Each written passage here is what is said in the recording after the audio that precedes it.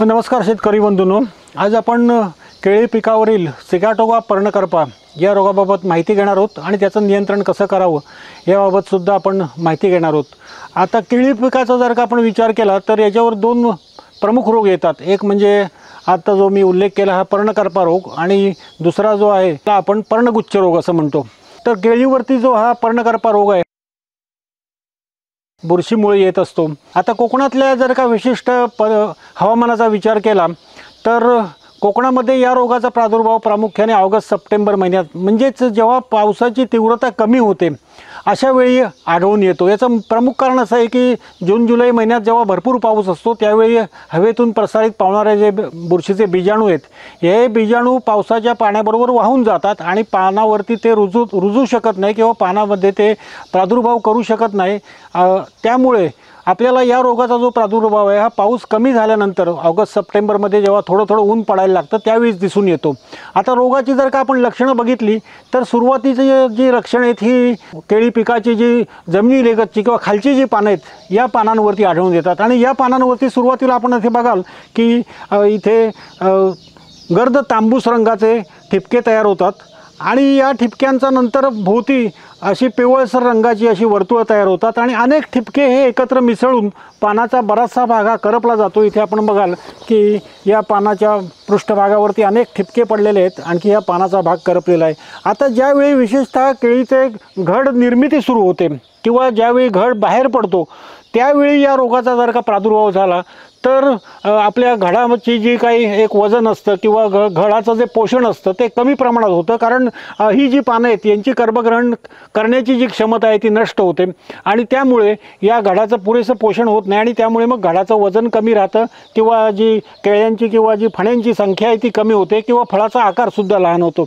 आता या रोगाचा जर का आपण प्रामुख्याने विचार केला तर हवेतून मी मगाशी सांगितल्याप्रमाणे हवेतून या रोगाचे बीजाणू प्रसारित पावतात आणि त्यानंतर हा प्रादुर्भाव होत असतो। कोकणाचा जर का विचार केला तर कोकणामध्ये प्रामुख्याने नारळ सुपारीच्या बागेमध्ये उंच वाढणाऱ्या ज्या स्थानिक जाती आहेत की ज्याला आपण वेलची अशा प्रकारच्या जाती म्हणतो किंवा सफेद वेलची जी विद्यापीठाने प्रसारित केली किंवा उंच वाढणाऱ्या इतर ज्या जाती आहेत या जातींवर रोगाचा प्रादुर्भाव कमी होतो। परंतु G9 सारख्या ज्याला आपण कॅव्हेंडिश प्रकारच्या जाती म्हणतो, मग त्या उंच वाढणाऱ्या असू देत किंवा ठेंगू असू देत, ज्यांचं गुणसूत्र ही ए प्रकारची असतात, अशा जातींवरती या रोगांचा जास्त प्रादुर्भाव होतो आणि हा प्रादुर्भाव जो आहे हा जर का आपण रोखला नाही तर मोठ्या प्रमाणात बागेचं नुकसान होऊ शकतं आणि जवळपास उत्पादनात 30 ते 50% सुद्धा घट होऊ शकते। त्याचप्रमाणे G9 सारख्या जातीची जेव्हा व्यापारी लागवड केली जाते तेव्हा एकदा लागवड केल्यानंतर त्यापासून 1 किंवा 2 खोडवा पिकंही घेतली जातात आणि एकदा मुख्य पिकावरती रोगाचा प्रादुर्भाव झाला की स्वाभाविकच खोडवा पिकाचे जे लहान कंद असतात किंवा लहान मुनवे असतात या मुनव्यांवर सुद्धा या रोगाचा प्रादुर्भाव होतो आणि त्यामुळे मग या मुनव्यांचा जोम कमी होतो आणि परिणामी या नंतरच्या जे येणारे पीक आहे ते फार आपल्याला कमी मिळतं।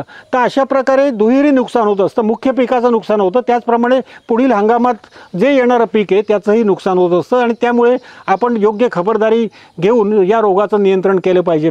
आता या रोगाचं नियंत्रण करायचं जर का आपण विचार केला तर प्रामुख्याने आपल्याला बुरशीनाशकाचा वापर करणं हे स्वाभाविक आहे।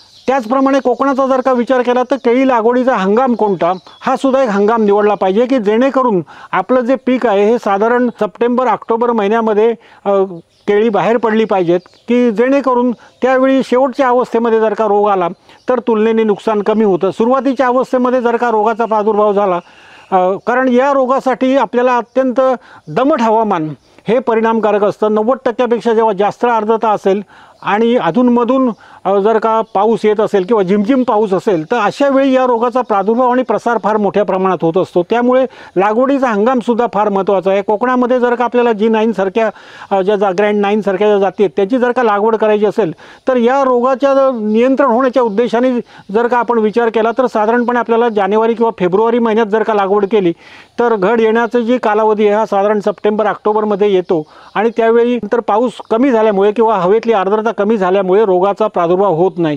ही जर का लागवड आपण लवकर केली ऑक्टोबर नोव्हेंबरमध्ये केली तर मुख्य जे पिकाची जी वाढ आहे ही पावसाळी हंगामात होते आणि दमट हवामानामध्ये या रोगाचा प्रादुर्भाव जास्त होतो। त्यामुळे कोकणामध्ये जर का आपल्याला लागवड करायची असेल तर आपल्याला जानेवारी किंवा फेब्रुवारीमध्ये लागवड करणं हे रोग नियंत्रणाच्या दृष्टीने फायदेशीर राहतं.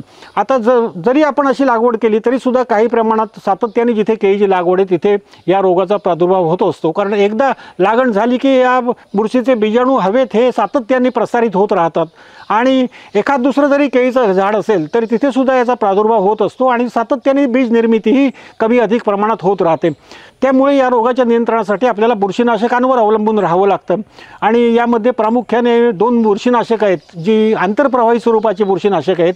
ट्रायझोल गटातली बुरशीनाशकं ही सगळीच बुरशीनाशकं अत्यंत प्रभावी जरी असली तरी हेक्झाकोनाझोल 5% EC हे एक बुरशीनाशक आहे. नाशकाची आपण 10 लिटर पाण्यामध्ये 10 मिली या प्रमाणात जर का फवारणी केली किंवा दुसरं जे बुरशीनाशक आहे प्रोपिकोनाझोल 25% EC याही बुरशीनाशक हे परिणामकारक आहे. याही बुरशीनाशकाची फवारणी आपण 10 मिली 10 लिटर पाणी या प्रमाणात केली आणि प्रामुख्याने आपण जेव्हा ही फवारणी करू त्यामध्ये आपल्याला 20 ग्रॅम कोणतंही चिकट द्रव्य त्याच्यामध्ये मिसळायचं आहे की जेणेकरून जेव्हा आपण केळीच्या पानावर फवारणी करतो त्यावेळी जे फवारणीचं द्रावण हे ताबडतोब वाहून जातं, ते टिकत नाही पृष्ठभागावर. तर असं द्रावण जे आहे पृष्ठभागावर टिकून अर्धा तास तरी कमीत कमी टिकून राहिलं पाहिजे की जेणेकरून ते पानामध्ये शोषलं जाईल.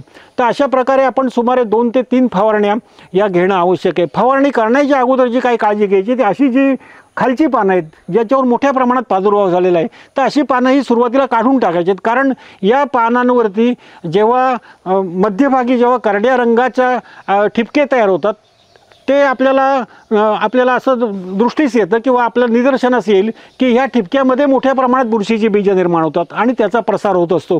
त्यामुळे ही जी मोठ्या प्रमाणात बुरशीची बीजं निर्माण होण्याची प्रक्रिया आहे ती थांबवण्यासाठी जी केळीच्या लगतची म्हणजे खोडालगतची जी खालची पानं आहेत ज्याच्यावर मोठ्या प्रमाणात प्रादुर्भाव झालेला आहे अशी पानं ही काढून टाकायची आणि नंतरच फवारणी करायची की जेणेकरून बुरशी बीजांचा प्रसार जो आहे तो आपल्याला रोखता येईल आणि पुढील प्रादुर्भाव रोखता येईल. तर अशा प्रकारे आपण जर का 2 फवारण्या जरी केल्या शिफारस केलेल्या बुरशीनाशकांच्या तर आपल्याला केळीवरील हा जो सिगाटोका बुरशीमुळे होणारा जो करपा रोग आहे त्याचं चांगल्या प्रकारे नियंत्रण होऊन आपल्या उत्पादनात जी होणारी घट आहे रोगामुळे ती आपल्याला टाळता येऊन अधिकाधिक उत्पादन आपल्याला घेता येईल. तर अशा प्रकारे आपण या रोगाचं नियंत्रण करायचं.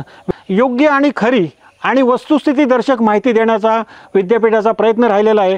तरी शेतकरी बंधूंनी जास्तीत जास्त प्रमाणात या यूट्यूब चॅनलला सबस्क्राईब करावं आणि वेळोवेळी जी माहिती आमच्याकडून दिली जाईल त्याचा चांगल्या पद्धतीने अवलंब करून आपलं विविध पिकांचं जे उत्पादन आहे ते वाढेल कसं याच्याबद्दल आपण प्रयत्न करावेत एवढी आपल्याला विनंती करतो. धन्यवाद.